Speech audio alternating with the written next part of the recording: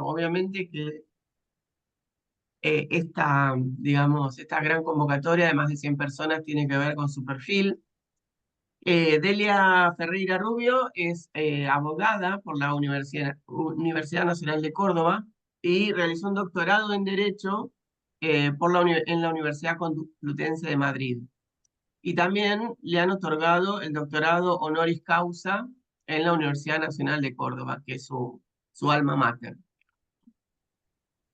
Bueno, hoy actualmente es miembro del Consejo Global sobre Buen Gobierno del World Economic Forum, el Foro Económico Mundial. Es miembro del Board de Risk Hub Américas. Integra el Consejo Consultivo de Safe Democracy y de Trust Law de la Fundación Thomson Reuters. Y es enviada de la Alianza de Gobierno Abierto. Delia también se desempeñó como presidente de Transparency International entre 2017 y 2023. Y fue miembro del Comité Directivo de la Alianza de Gobierno Abierto entre 2018 y 2021, copresidente del Consejo Global Anticorrupción del Foro Económico Mundial de 2019 a 2022 y miembro del Board del Pacto Global de Naciones Unidas entre 2020 y 2023. Bueno, también se ha desempeñado como jefe de asesores de diputados y senadores en el Congreso Nacional por casi 15 años y ha sido asesora de la Auditoría General de la Nación. Ha trabajado también como consultora internacional en diversos países para diversas organizaciones internacionales y es autora de numerosas publicaciones sobre transparencia, anticorrupción, integridad, compliance, sistemas electorales, financiamiento de partidos políticos, ética parlamentaria y política comparada.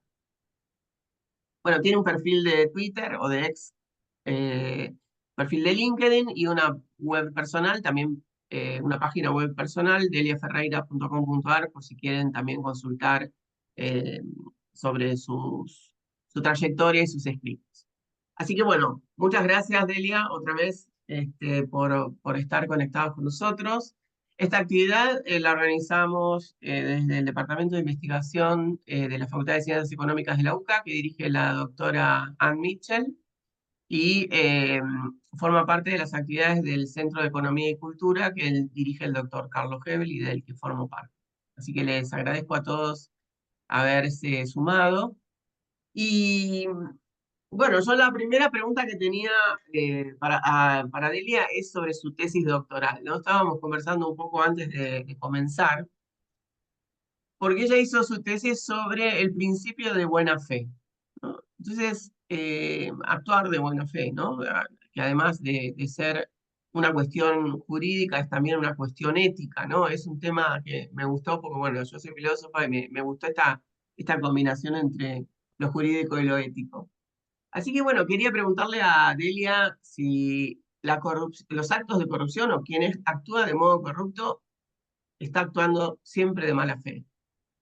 Buenísimo, gracias María Marta por la invitación ahora formalmente y a todos los que se suman. Placer estar con ustedes. Y efectivamente, el principio general de la buena fe es la vía de introducción al derecho de los principios éticos, de la integridad, y sirve para completar las leyes, obviamente en el derecho civil o la teoría general del derecho, tiene una función de informar las normas son consecuencias de poner en práctica ciertos valores, esos valores entran al derecho a través del principio de la buena fe, y también tiene una función de completar o integrar el ordenamiento jurídico. Cuando no hay una norma específica, no hay una ley análoga, la ley dice hay que recurrir a los principios generales del derecho. Entre esos principios generales del derecho, uno que recibe un lugar especial en el ordenamiento jurídico es el de buena fe, que cuando ya estaba en el Código Civil anterior, estaba localizado, digamos, en materia contractual. Los contratos deben interpretarse y ejecutarse de buena fe.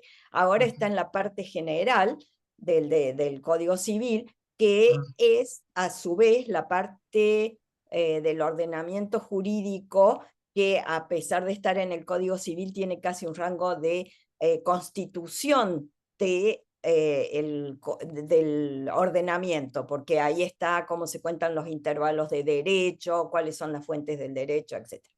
Y el principio de buena fe lo que permite, al decir que los derechos deben ejercerse de buena fe, por supuesto que los deberes también, significa que hay que respetar los principios de lealtad, de veracidad, de cumplimiento de la palabra, de honestidad, etc. O sea, la integridad, para poner en una palabra. Y por supuesto que la corrupción es todo lo contrario a la integridad, así que todos los actos corruptos son en realidad actos de mala fe. Tradicionalmente se distinguía, o algunos autores todavía distinguen, la buena fe subjetiva, Ajá, ser de buena fe. Por ejemplo, era ignorar que había alguna situación en el contrato que se estaba firmando y demás, y entonces uno actuaba. Por ejemplo, el tercer comprador de buena fe que compra una cosa robada sin saber que está robada, y claro. así ese era de buena fe porque no sabía. En realidad es de buena fe porque actúa con el principio de integridad. El tipo Exacto. compra porque de acuerdo a las circunstancias y demás. Y el principio de buena fe objetivo es la norma. Usted debe Mm, comportarse de buena fe. Los romanos antes decían como un buen padre de familia, por ejemplo, como un estándar. Lo valioso de estos estándares es que son conceptos normativos indeterminados, o sea, dice buena fe, como vos podés decir, bueno, justicia es darle a cada uno lo suyo, pero en la época de Aristóteles eso incluía la esclavitud, por ejemplo. exacto, Y claro. hoy la justicia es darle a cada uno lo suyo, pero lo suyo de cada uno tiene que ver con valores, tiene que ver con el contexto, con un cambio en la ejecución de lo que es el valor justicia o los principios y valores. Entonces, realmente es un principio clave para el Claro, derecho. exacto. Y como decís vos, aunque no esté regulado una norma o legislado, rige igual como criterio, Rige digamos, igual. normativo. Pero lo Claro, bueno es para quienes dicen, bueno, solo lo que está escrito en la ley es lo que es obligatorio. En nuestro caso está escrito clarísimamente, no desde ahora, sino desde antes. o sea que eso que se suele decir, no todo, o sea, todo lo que está, todo lo que no está prohibido está permitido, no sería correcto, porque de alguna manera se promueven ciertos principios éticos dentro de la ley Bueno, lo que y, pasa es que ese principio tiene que ver esencialmente con lo que se llama la discontinuidad de lo ilícito. ajá, Entonces, en el derecho penal, el conjunto de las conductas humanas presenta algunos nichos específicos muy determinados, como si tuviéramos lunares.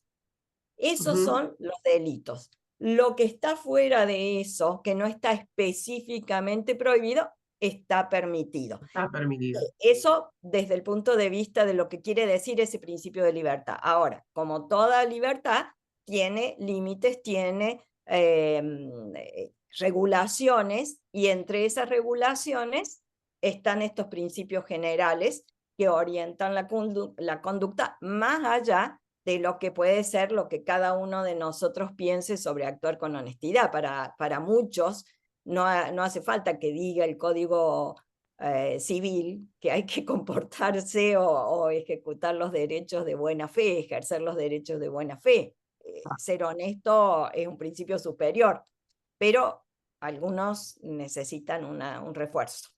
Un refuerzo, Entonces, un está incentivo. puesto el refuerzo para el que lo quiera o lo necesite. Bien. O sea que no se puede ser corrupto por negligencia, podríamos decir así. No hay un corrupto Bueno, negligente. Es, es que la negligencia es el incumplimiento de los deberes funcionarios públicos. ah, Porque ok, si vos tenés que tener cuidado para tomar una decisión, para hacer un contrato, para detectar un conflicto de interés, y bueno, ese es tu deber y ese deber está reforzado. O sea que no podés decir, ah, bueno, yo ignoraba. Bueno, usted ignoraba, pero debía saber, porque ese es su deber. es su deber. Y en el tema digamos, de lo que se llama corrupción entre privados, ¿no? Que, bueno, Bueno, hay también, países, claro, ahí exacto. hay que ser Ahí honesto. cómo se analiza? Lo mismo, en Argentina no hay específicamente un delito que diga corrupción entre privados, pero está contemplado el fraude, la defraudación, el abuso de confianza. O sea que si entre dos privados están haciendo algo que uno está aprovechándose del otro o está cometiendo una conducta fraudulenta, eso está regulado y hay un delito específicamente tipificado. Obviamente no dice esto es corrupción entre privados. Hay otros países que sí tienen delitos tipificados bajo esa denominación en el sector privado, pero obviamente si vos estás actuando más allá del sector público, estás cometiendo una conducta que es ilícita si estás cometiendo un acto que perjudica a alguien o que, por ejemplo, un gerente que abusa de su posición en una empresa vis a vis otra empresa, no el Estado. Bueno, puede estar cometiendo un fraude, puede estar en un abuso de confianza y Ah, demás. está siendo desleal con su empleador, por ejemplo, si es que Exacto. se enriquece a partir de Exactamente. un vínculo con Si otra empresa. explota, en realidad nosotros en Transparency tenemos una definición de corrupción que todo el mundo repite, que abarca todo, porque es el abuso del poder encomendado o de la posición encomendada en beneficio personal. Punto. Exacto. Y Claro. ese beneficio puede ser económico, que es lo que la gente normalmente piensa en corrupción y piensa en una ventaja económica. Ujú, Pero ese beneficio puede ser obtener un privilegio, obtener algún beneficio para la carrera política, ujú, puede ser obtener un cargo para un hijo, claro. o sea que el beneficio que se obtiene no necesariamente es material económico, digamos, pero es alguien que ha abusado de la posición de poder que le han encomendado Claro que y exacto. la ha usado en su beneficio personal. Es un Y eso beneficio. puede ser público o privado. O privado, exacto. Y entonces, ¿te parece necesario que la Argentina tenga, por ejemplo, una ley bueno, de esta mal llamada corrupción entre privados? O sea, ¿te parece que fomentaría un cambio cultural o así como Bueno, las estamos? leyes, claro, las leyes en general a veces son necesarias, pero nunca son suficientes para producir esos cambios culturales. En general, en Argentina no tenemos un problema de leyes, tenemos un Mm, problema de la brecha que existe entre las leyes que se aprueban y la implementación de esas leyes. claro. Entonces, no creo que lograras un cambio cultural por aprobar una ley de ese Ah, tipo. ah, Pero bueno, si tuviéramos legisladores interesados en aprobar leyes que sean razonables y necesarias, a lo mejor alguno podría presentar un buen proyecto y empezar a trabajar sobre eso, pero no me parece que sea una prioridad para cambiar la cultura cambalache que nos, que nos caracteriza, ok. porque vos sabés que en esos temas eh, sobre todo en Latinoamérica, sobre todo, aunque en África también lo podrías aplicar, existe una paradoja porque hay una confianza en el poder mágico de las normas. Entonces Ah, nosotros sí. tenemos un Mm, problema y lo que hacemos es sancionar una ley, un decreto, lo que sea. Recurrimos a la norma. Pero nosotros somos culturas anómicas. sí, total, sí. Para nosotros el valor, la norma no es un valor. Estaba mirando, no sé si han visto hoy las fotos en La Nación de la gente saliendo de Miami, con las carreteras y los puentes, con montones de autos encolumnados saliendo, porque realmente el Por el huracán huracán. parece que va a ser terrible.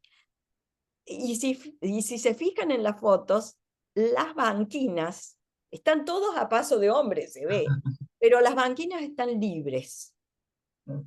Y yo lo posteé en el grupo de la familia. Yo tengo una hermana que vive en Chicago hace muchos años y digo, miren esto. Y fíjense lo que pasaría en Argentina, porque esa banquina estaría atestada como un cuarto carril o quinto carril. Y me contaba Adriana, que es mi hermana, que esta mañana habían decidido las autoridades dar permiso para que la gente circulara también por las banquinas para acelerar la evacuación de las ciudades. Pero habían dado Ah, alguien permiso. dijo, se puede. Alguien dijo se puede, entonces ahora si tomas una foto, me decía Adriana, vas a ver que también está ocupado eso, pero esperaron que les dijeran se puede. ¿Por qué? Porque cumplieron con la norma y porque para ellos la norma tiene un valor. Y ese valor que tienen las distintas culturas, ¿no? Como vos marcás esta comparación, eh, ese valor lo adquirieron por una historia de muchos castigos a la transgresión de la norma, o quizás tiene algún otro origen, ¿no? Bueno, la cultura protestante en los Estados Unidos ha sido muy fuerte, ¿no? Claro, Y eso está estudiado sí, sociológicamente. exacto, Yo creo que la historia influye. Nosotros tenemos a nuestro Martín Fierro, hacete amigo del juez. claro, Bueno, ya está. Ese es la pintura. claro.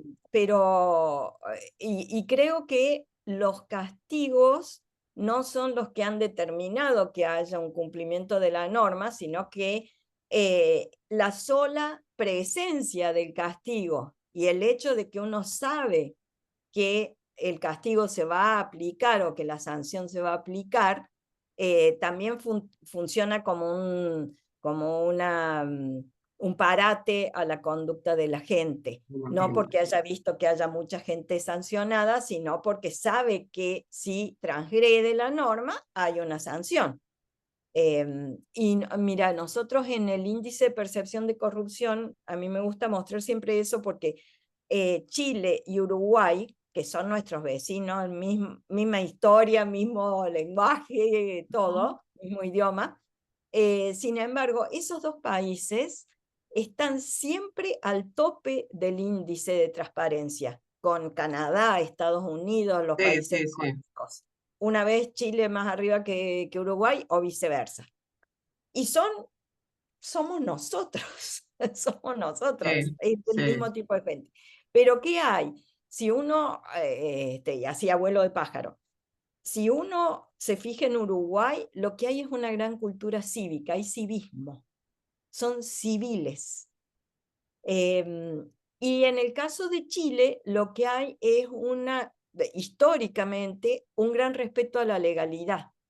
Mm, Entonces, eso también impulsa a que actúen y reaccionen frente a la corrupción de una manera distinta que nosotros. Y les pongo un caso que es conocido internacionalmente como el Underwear Gate, o sea, el caso de los calzoncillos.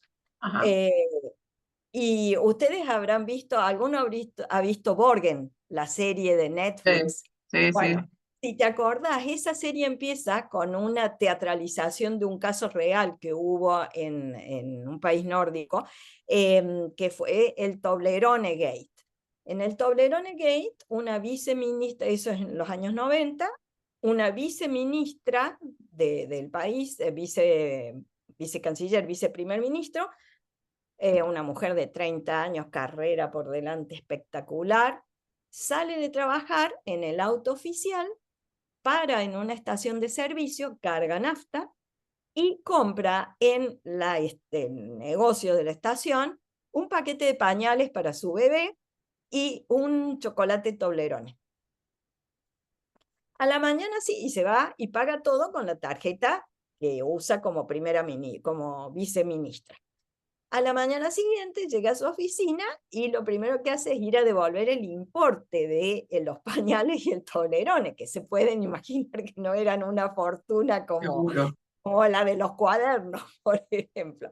tal cual. Eso pasó a las 8 de la mañana, al mediodía tuvo que renunciar, porque era inaceptable que un funcionario utilizara la tarjeta corporativa, digamos, la tarjeta gubernamental, para gastos privados. Demoró aproximadamente 30 años en volver a la política. Porque no solo reaccionaron institucionalmente desde el ministerio, sino que la sociedad no admite eso. No lo admito.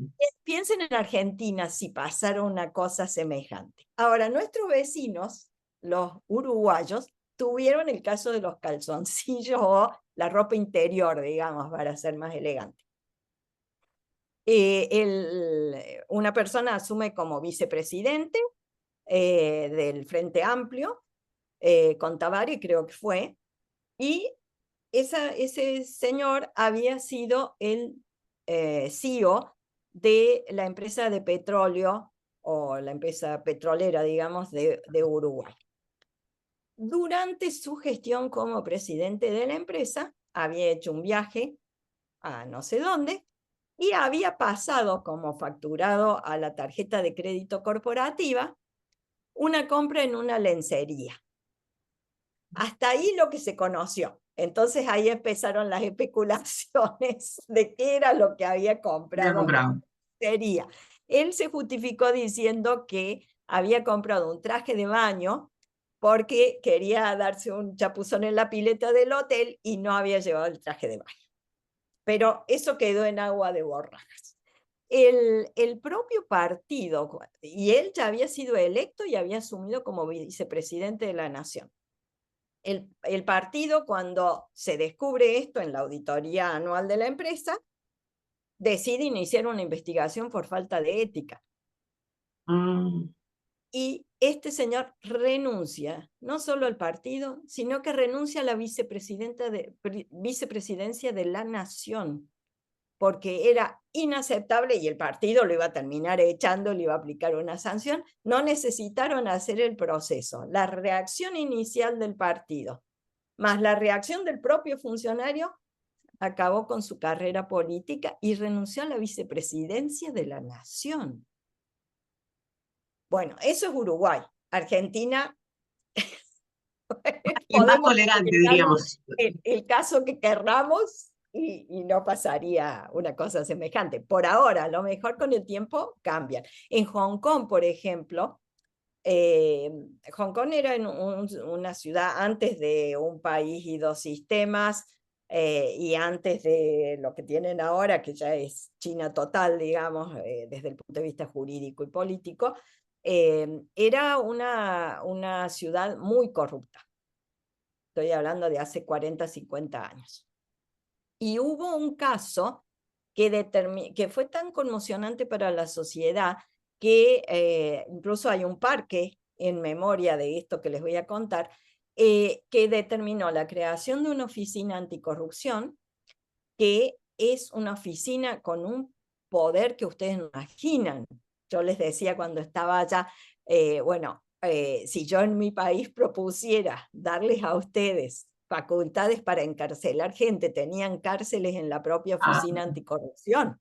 Para que hacían las investigaciones, los metían presos y los tenían ahí en el propio edificio de la agencia anticorrupción. Y esa oficina, creada con todos estos poderes, logró,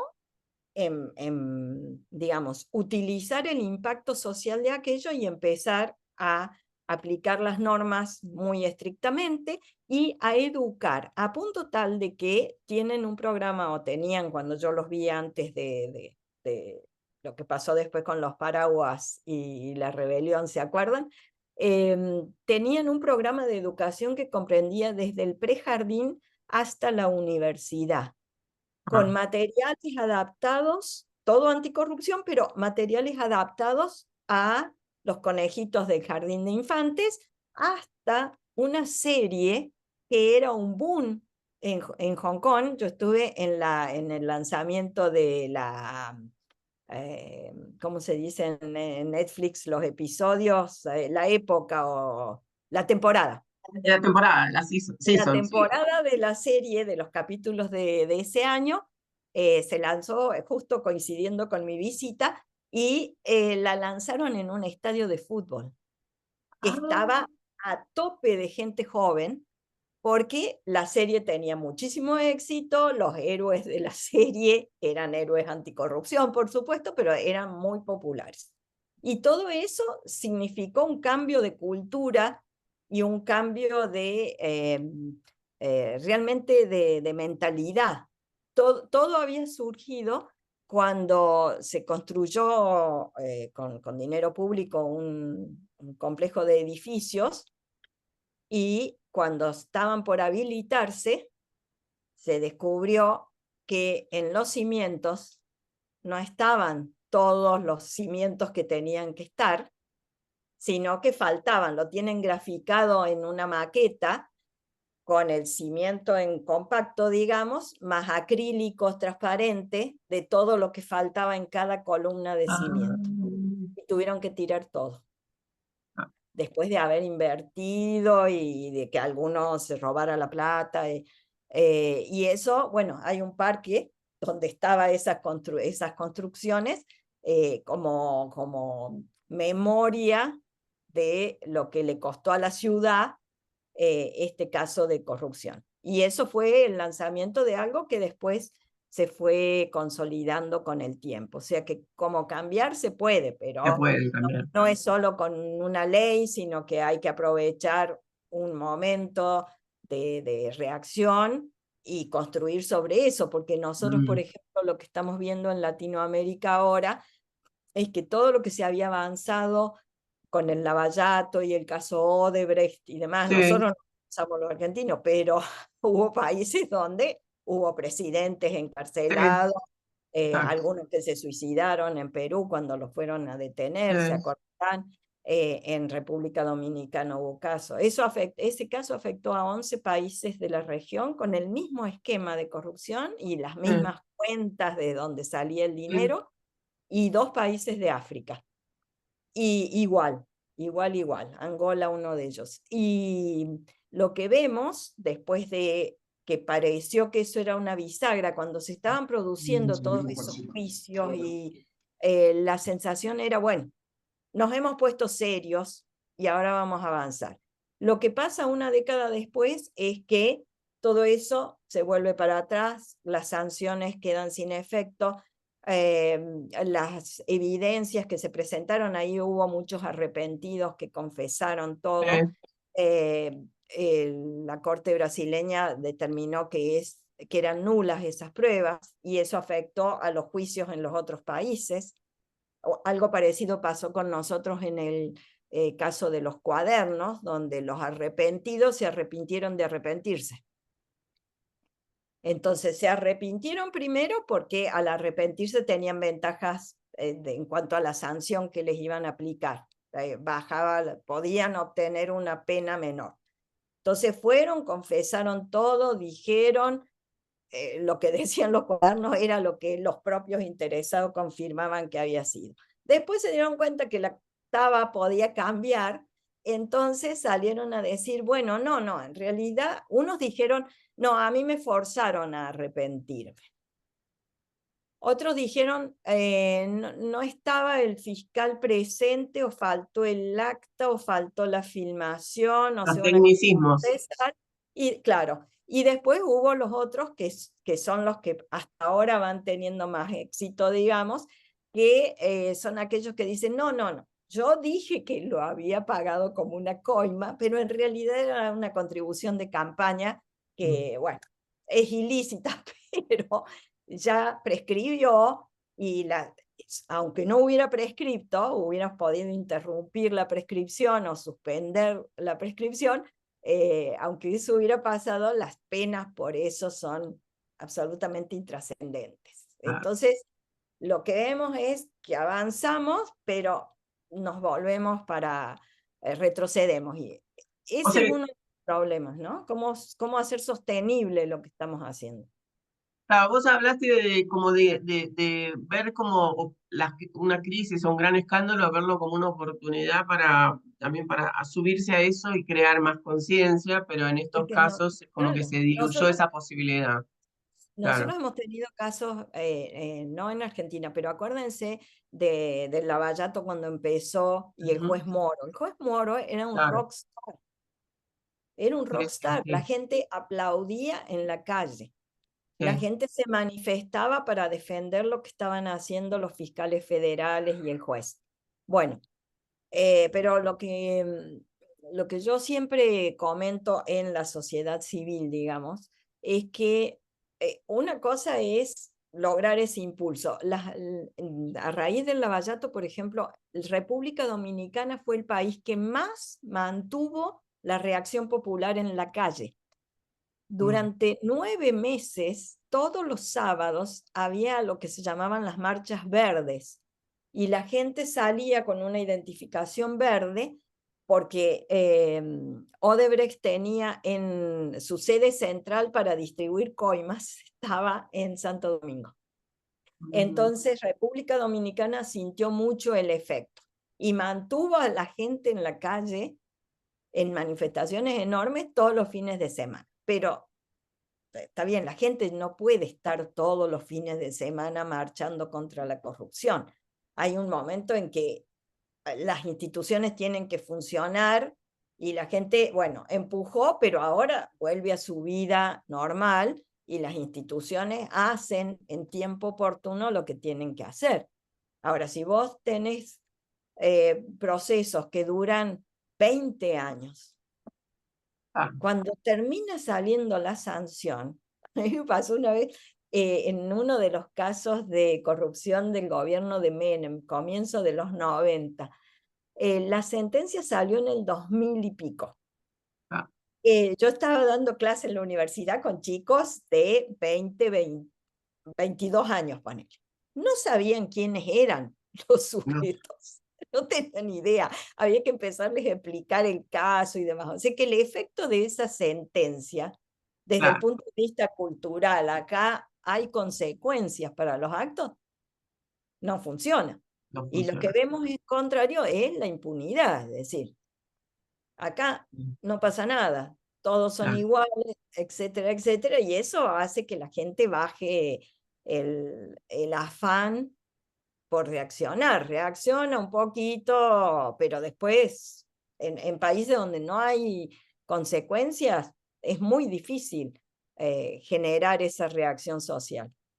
Y ahí, digamos, ahí tengo dos preguntas. Una referida, vos hablaste de la Oficina Anticorrupción en Hong Kong ¿No? y te quería preguntar si te parece que nuestra Oficina Anticorrupción, ¿no? Que originariamente se llamó Oficina de Ética, ¿no? Que se fundó en los años 90 en Sí, el gobierno de Menem, ¿no? en el gobierno de Eh, la Rúa. de la Rúa, ok. Sí. Y, y bueno, entonces la pregunta es, ¿debería cambiar sus funciones? O sea, tener otro tipo de poder.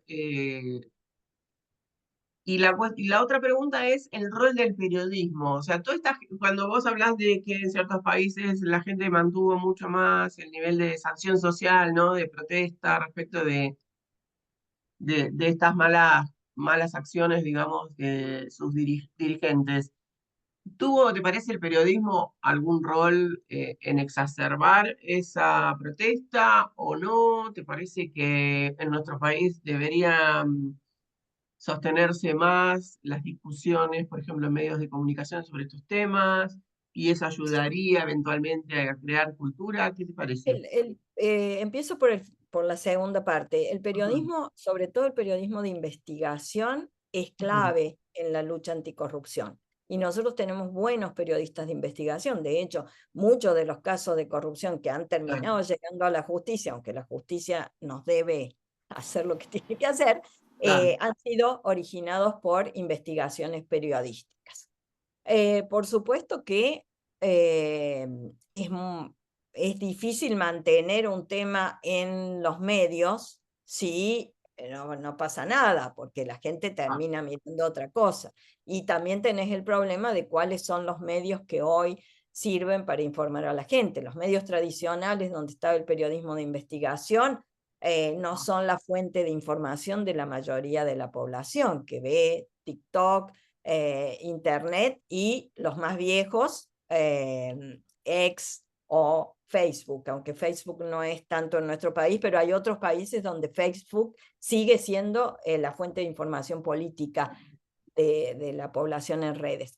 Pero, o sea, es muy importante, en nuestro país ha contribuido mucho, pero no me parece que se les pueda pedir más de lo que hacen, porque imagínate vos que de Cuadernos fue una investigación periodística, las de la Nata, por supuesto, durante muchísimo tiempo, la ruta del dinero K y todo eso. Ahora, ¿cuántas veces podés mostrar a la Nata yendo a las estepas patagónicas a mostrar que ahí no había nada razonable, o que estaba la cueva aquella de los vinos, ¿te acordás? Todas esas cosas que vimos. Bueno, lo mostrás una vez, lo mostrás 2 veces, pero si no pasa nada, no tenés ninguna noticia para contar. Entonces en los medios tampoco es fácil mantener la presión del tema. En cuanto a la Oficina Anticorrupción, como cualquier organismo de control, la única posibilidad de que haga su trabajo es que sea independiente del poder que tiene que controlar, tiene que tener los recursos presupuestarios, tecnológicos y humanos necesarios y las competencias para hacer su trabajo. Nuestra Oficina Anticorrupción carece de todo eso desde siempre, y ese es nuestro gran problema. La Oficina Anticorrupción no puede depender del ministro de Justicia, que depende del jefe de gabinete, que depende del presidente de la nación y de su asesor estrella. Muy bien. Es imposible que esa oficina haga algo más que la pantomima de crear programas de integridad o de acumular las declaraciones juradas y eso. Declaraciones juradas, por ejemplo. Supongamos que vos sos la Oficina Anticorrupción y aunque dependas del ministerio, tenés los equipos técnicos, la tecnología para hacer análisis de Big Data, determinar alertas de posibles conflictos de interés, y te pones a trabajar en eso. Si no tenés las nuevas tecnologías, estás acumulando papel al cohete, haciendo que estás haciendo algo. Esa es una deuda de Argentina. El problema es que los controlados esencialmente son los que hacen las leyes que crean la Oficina Anticorrupción. Entonces, esa es un caso casi de autorregulación, igual que el financiamiento de la política. Y no es fácil de salir de ahí, porque la ley tiene que salir del Congreso. Y no hay vuelta que darle. ¿Y quiénes están sentados ahí? Los que van a ser objeto Controlar.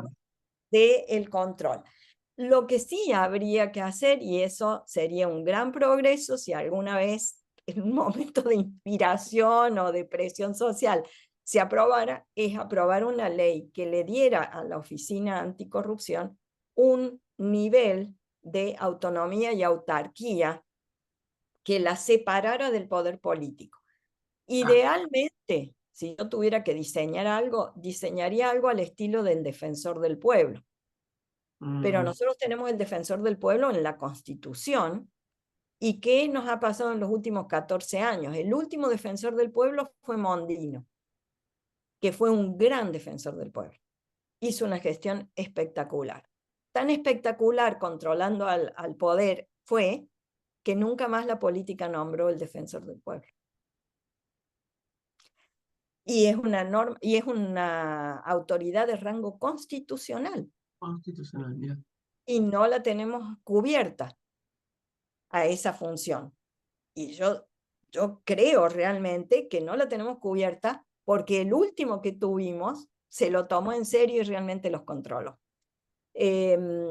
Por supuesto que cambiar la Constitución para poner la Oficina Anticorrupción sería lo último que yo haría, porque en Argentina cuando se abre la Constitución puede pasar cualquier elefante por delante, pero por lo menos en una ley darle las competencias necesarias para no tener estas discusiones de si puede querellar o no querellar, o denunciar o no denunciar. Por ejemplo, la Auditoría General de la Nación, que es un organismo dependiente del Congreso, que tiene autonomía,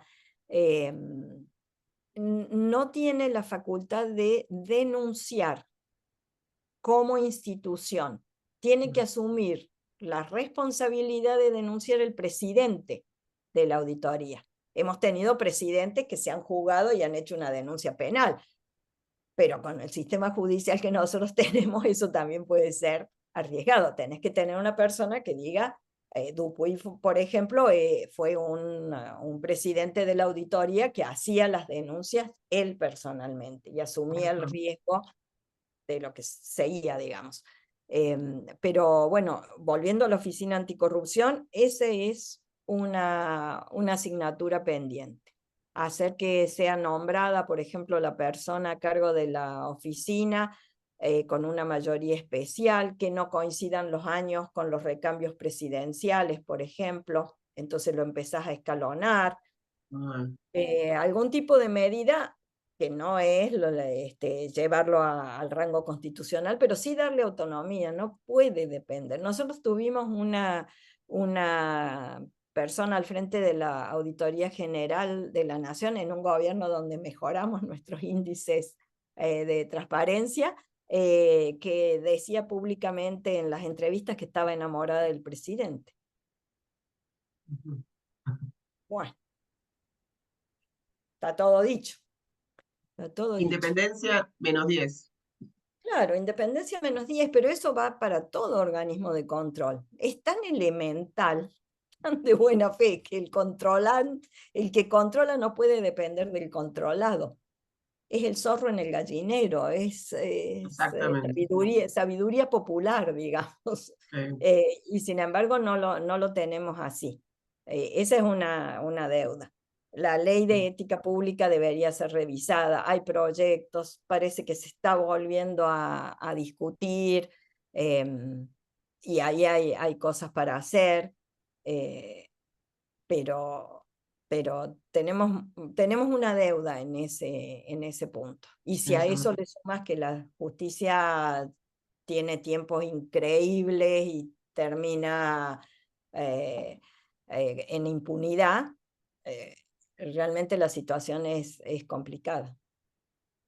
Te quería preguntar sobre la medición de la corrupción, ¿no? Hay gente que suele, o por lo menos me acuerdo, no sé, que trabaja en las empresas de auditoría que dice lo que no se mide no se puede controlar, ¿no?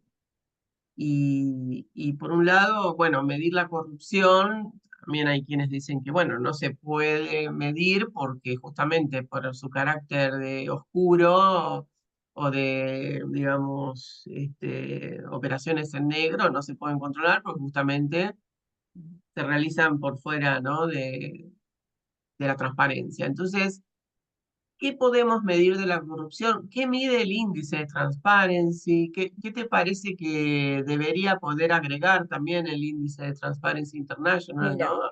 Sí, el índice de transparencia, que es la medición más antigua que hay de sí. un proxy de corrupción, porque como vos decís, al ser un fenómeno que no da recibo ni factura, salvo algunos casos excepcionales donde el único preso fue el contador que había hecho la, la, el registro como si se tratara de una empresa real y estaba registrando ilícitos, pero normalmente eso no existe. Entonces se recurre a proxies. El índice de percepción de corrupción es un índice de índices que recurre a 13 fuentes que son estudios de investigación de bancos de desarrollo, por ejemplo, en las distintas regiones, fundaciones como la Edelman, del el Foro Económico Mundial, por ejemplo, que tiene su evaluación de riesgos anual y demás. Son 13 fuentes. Y lo que se hace es matemáticamente equilibrar todos esos 13 índices o los que correspondan a cada país. De los 180 países que evaluamos, todos tienen que estar evaluados en aspectos vinculados a la corrupción en por lo menos 3 de esas fuentes. El promedio es que cada país está evaluado en 8 de esos índices. Esos índices se unifican matemáticamente, aritméticamente, y luego se hace el promedio. De ahí surge la cifra que es nuestro índice de percepción, pero ese es un índice, primero es de percepción, porque ese es el proxy que nosotros tenemos, opinión, experiencia y demás. Segundo, solo abarca el sector público de los países. Nosotros tenemos varias herramientas. Ese índice solo enfoca el sector público de los países. ¿Cómo es percibido el sector público de los países? Vis a vis los que tienen que contratar con el sector, los que analizan cómo funcionan las instituciones y demás. Después tenemos el barómetro global de corrupción. Esa es más complicada de hacer porque es una encuesta de por lo menos 1000 casos en cada uno de los países, la hacemos cada 2 años.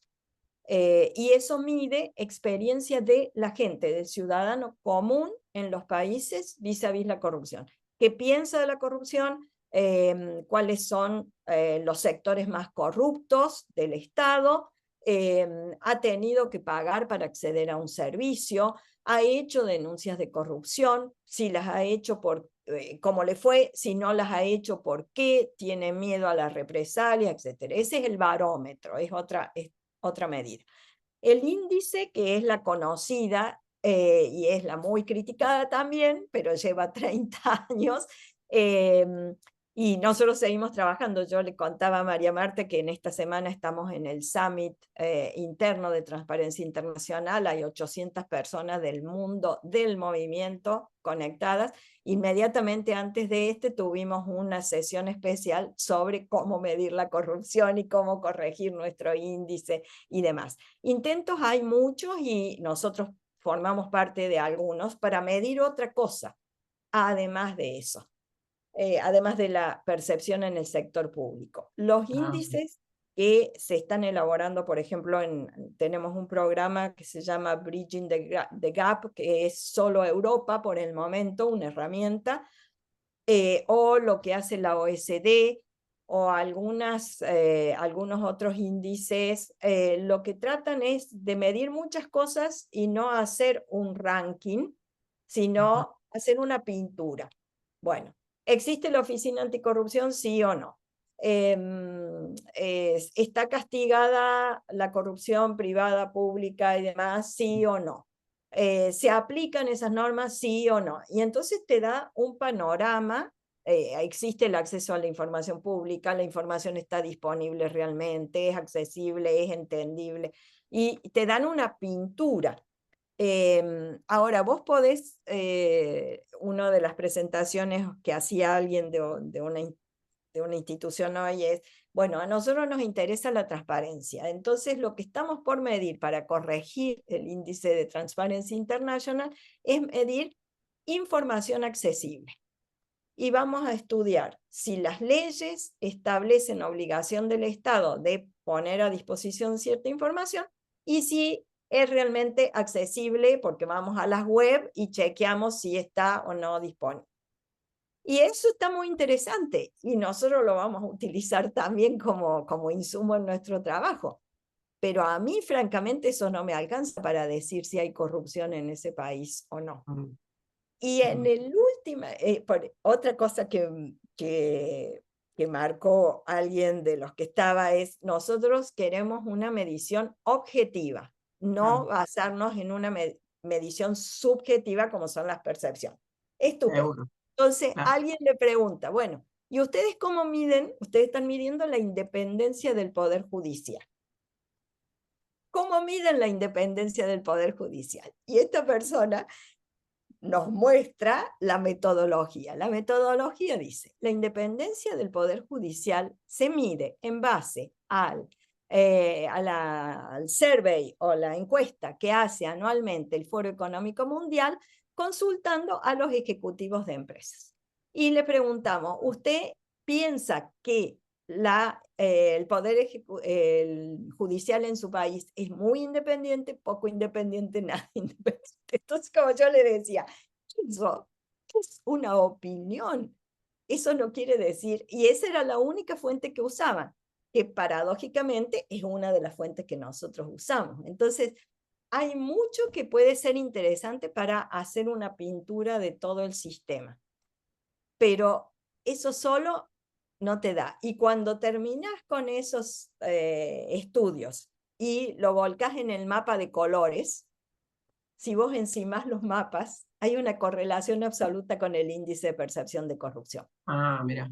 Bien. Entonces, académicamente es una tarea de no terminar más. Enorme. Por ejemplo, Sí, en la OECD, el grupo anticorrupción, el grupo anti-bribery, está formado por los gobiernos, digamos, que forman parte de la OECD. Entonces, cada vez que sale el índice, el presidente de Transparency tiene que ir a una sesión donde tratan de golpearlo de todos lados, porque mi país no es como ustedes dicen, etc. Son los gobiernos, son los gobiernos diciendo cosas. Entonces, es complicado. Pero además es nada más que un incentivo como herramienta de awareness, de claro. concientización, No es hay duda. fundamental. Y la verdad es que en el ámbito económico es la medida que mucha gente para hacer inversiones toma. A Berlín llegan inversionistas que dicen, bueno, a ver, yo estoy viendo con mi equipo que está evaluando una inversión en un país X que ustedes lo tienen en Colorado.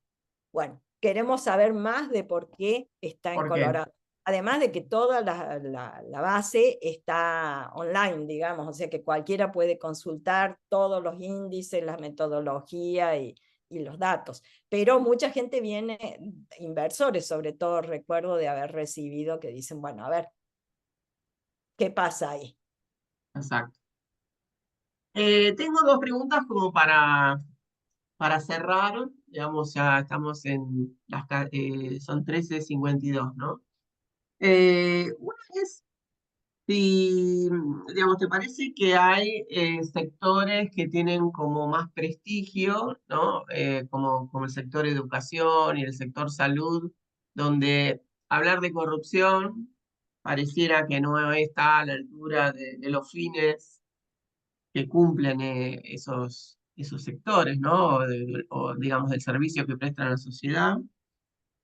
Y la otra pregunta es si en otros países digamos, el discurso anticorrupción está también partidizado. Es decir, esto es una observación personal, ¿no? Es como que acá pareciera que, bueno, de la corrupción hablan unos, otros no hablan, o Y hablan o no según si están en el gobierno o en la oposición.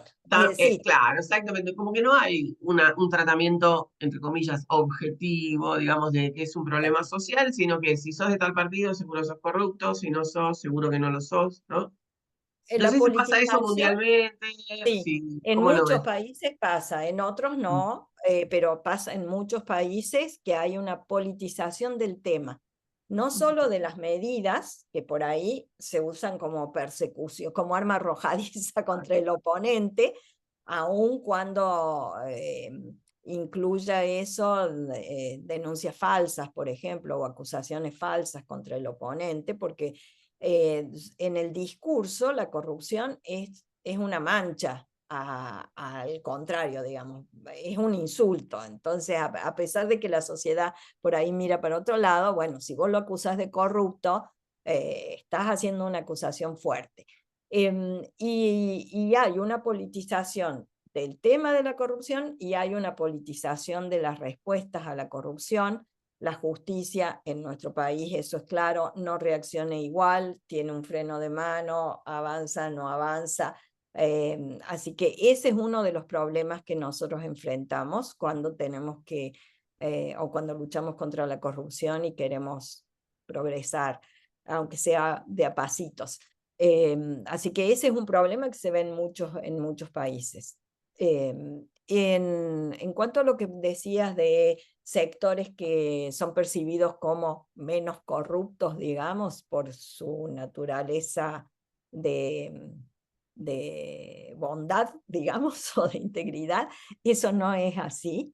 En el sector salud y en el sector farmacéutico, por ejemplo, las estimaciones nosotros tenemos un equipo de salud especialmente a nivel global, que es una iniciativa de transparencia en el sector salud, específicamente.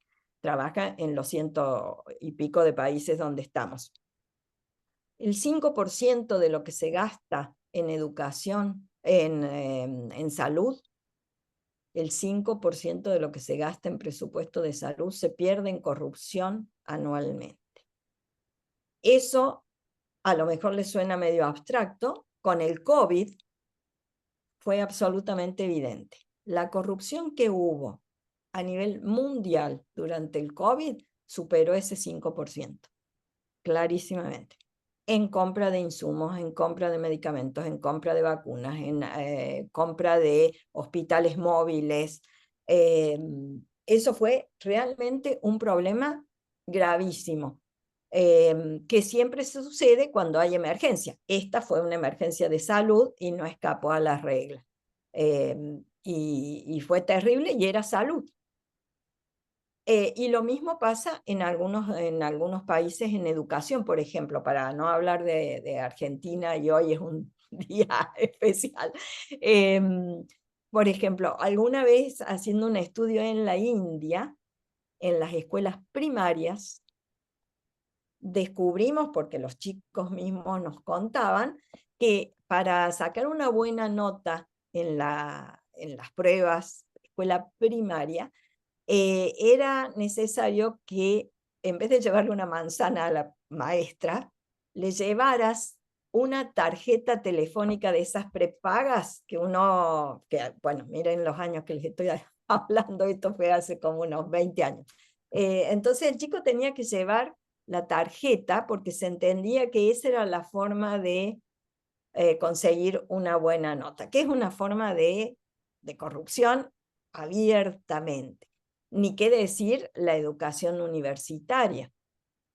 Hay estudios, y a lo mejor ustedes se acuerdan, una investigación que hizo una periodista de la BBC en África. En África el tema de la educación universitaria y sextortion, o sea, la situación de corrupción en la que la moneda de pago no es plata, sino un acto sexual. Y no digo favor sexual, digo un acto sexual, porque de favor no tiene nada, pero bueno, ese en algunas universidades en África sobre todo es un problema muy, muy grave. Hay un documental de hace unos años de la BBC donde una periodista que había sido objeto de abuso o de intento de abuso y había abandonado su carrera en África, volvió de incógnito a la misma universidad filmando, y filmó cuando los profesores le insinuaban que para aprobar la materia que estaba tratando de cursar o el curso que estaba haciendo, tenía que tener sexo con el profesor. Y eso es moneda corriente. Entonces, yo no creo que haya sectores de por sí que estén librados, porque, bueno, es un problema general, es un problema que tiene que ver con valores, conductas, educación, y si alguien está dispuesto a abusar de su poder, da lo mismo que sea el director de un hospital que sea o el director de una escuela o un profesor. El solo hecho de ser el director del hospital no lo libera. No lo exime. No, claro, no lo exime ni le da patente de corso para actuar Exacto. y pensar que está actuando honestamente. Porque en última instancia estamos hablando de eso, estamos hablando de honestidad, no es nada mucho más complicado que eso. Pero una cosa que sucede mucho es que en las sociedades, y vos lo habrás visto en tus estudios, María Marta, cuando los consensos básicos sobre los valores que una sociedad acepta se quiebran, la reacción es ponerlos en una ley para tratar de juridizar la ética. Entonces, cuando los que somos abogados acá en la charla, cuando empezamos, la primera lección que vemos en Introducción al Derecho es que el derecho y la moral son dos cosas distintas. Y la moral no es coercible y es autónoma y demás. Y el derecho no. Bueno, cuando esos valores se quiebran, y en la época de mi abuelo, que vino de España a Argentina y empezó a trabajar siendo un chico de 12 años y terminó haciendo una empresa y demás, daba la mano y el contrato estaba sellado y a nadie se le ocurría que no iba a cumplir la palabra empeñada. Bueno, la palabra empeñada, quisiera saber si alguno tiene claro que la palabra empeñada es tan importante. Y cuando eso se va perdiendo, las sociedades históricamente han recurrido a tratar de ponerle fuerza a esos valores, pero en última instancia estamos hablando de esos valores esenciales, son más esenciales. Bueno, excelente idea para terminar. Muchas gracias, Delia. Gracias a todos los que han hecho comentarios, reforzando, suscribiendo lo que dice Delia, ¿no? Respecto de la dificultad, cuánto tenemos para hacer en la Argentina, lo interesante que es escucharla, las diferencias culturales, eh, la importancia de la educación más el enforcement, ¿no? Así que gracias, Delia, y gracias a todos los que han participado. Y bueno, Gracias. un lujo poder conversar con vos. Gracias a ustedes, ha sido un placer. Muchas gracias por los comentarios. Después los estoy bajando, después los miro y quedo a disposición de ustedes. Ha sido un placer charlar con ustedes. Gracias. Muchas gracias. Gracias a todos. Chao, gracias.